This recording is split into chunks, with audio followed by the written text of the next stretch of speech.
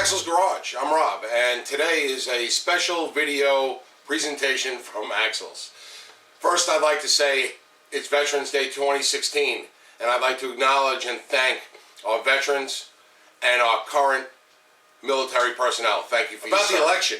You know, who knew Friday we'd still be talking about this, and our social media feeds would be covered with election nonsense. And the reason why I call it election nonsense is because what you're seeing going on now, the protests, the crying, the canceled classes, the safe spaces that they need, all these people and students that can't function, they can't go to work, they can't go to class, they can't take tests, they need hot chocolate and Play-Doh.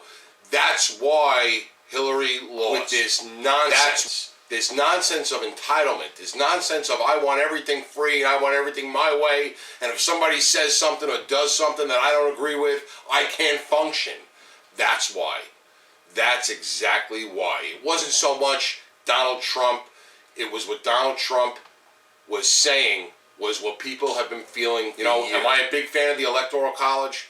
I could kind of take it or leave it. I did some research on it, where it came from, why it came about. And anybody that doesn't know should really research it and understand why the Electoral College came about. Do I understand it now? Yeah, I understand it better. Is a popular vote better? I don't know one way or the other.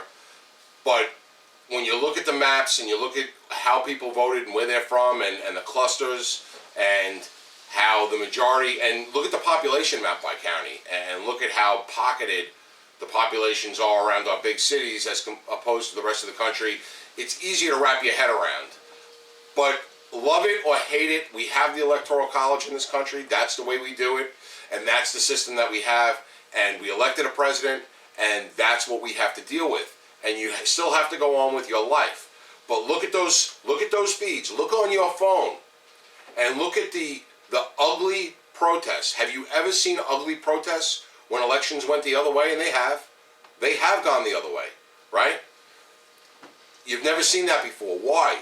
Because of this entitlement and this generation of whiny, just whiny people, all from 20 to 40. They're just whiny people that think they're entitled to everything, and they think that they can't be offended. You can't offend me. It's my right. It's not your right not to be offended. Too bad. Too bad. Things don't go your way. Participation trophies, right? All this stupid mumbo jumbo. Everybody wins. Everybody gets a trophy. You can't have free competition. You can't have a winner and a loser. The worst thing that we did in our schools and in our youth sports and in our school sports and even academic events where they debate each other, in the end, everybody wins. And what happens? They get out into the real world and they can't function when they lose, when they don't get a job, when they have to compete for something. They can't function. They need a safe place. They don't know what bathroom to use. Do I use the men's room? Do I use the girls' room? Do I use the gender-neutral bathroom? You can't make me use the gender-neutral bathroom. I want to use the men's room even though I'm a girl. I want to use the girls' room even though... And that's why Hillary lost. All right?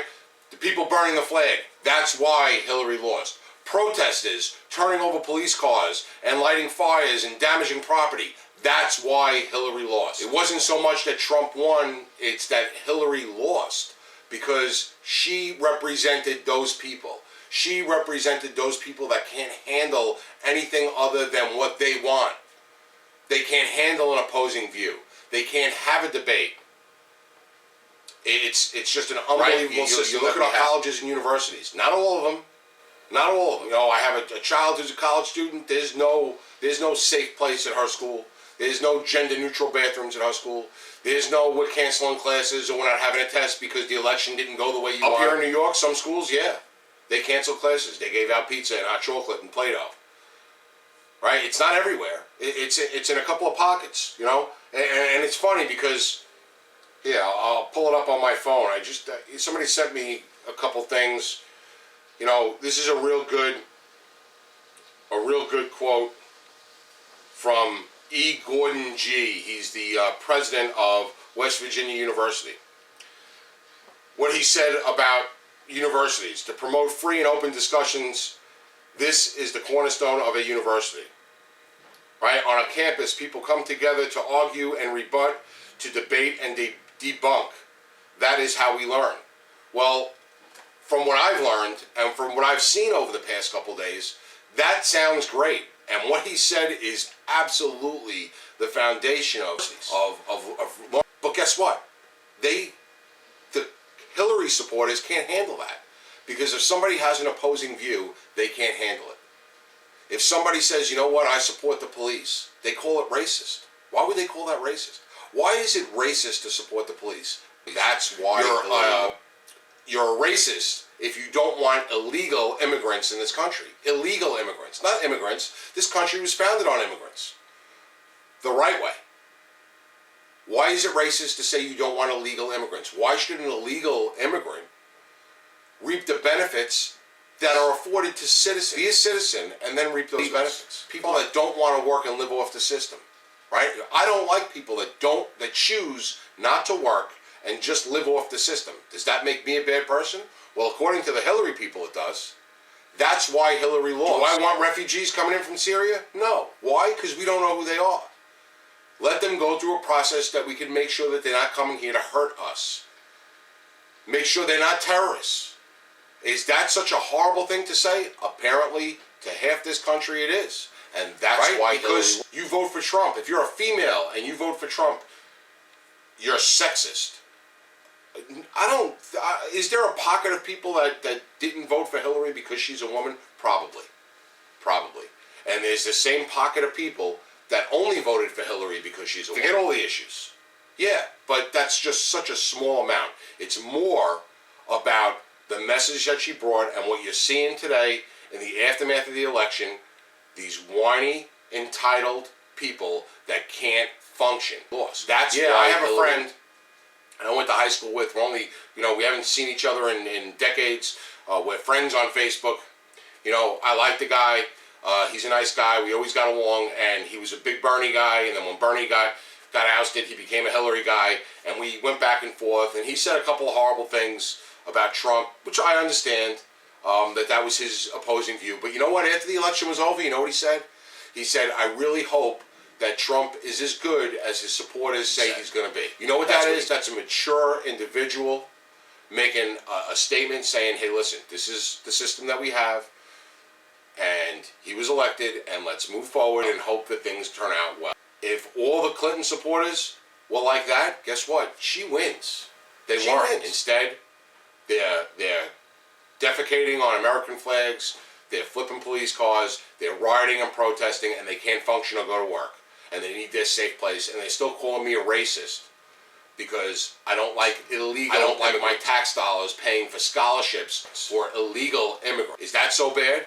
Is that so bad that if you want to reap the benefits of being an American, be an American. Don't be an illegal. An illegal American is a criminal. That's not a racist statement. That's a factual statement. Do I support the police? I support the police. I'm a retired police officer. I'm allowed to support the police. It doesn't make me racist. Cops aren't racist. And if any of these liberal retards would speak to someone that they know, and I'm sure all of them have a family member somewhere who's a cop or was a cop or retired cop. There's so many retired cops out there. Think about it. Cops only do 20, 25, 30 years, and then they retire. So relatively speaking, compared to the normal workforce, there's a high turnover rate in the police department. Talk to them, and they'll tell you what it's really like. No, look at the large amounts of unruly protests where they're committing crimes in these protests over the election process that we have in this country. That's why Hillary lost. It's real simple. That's it for Axel's Garage.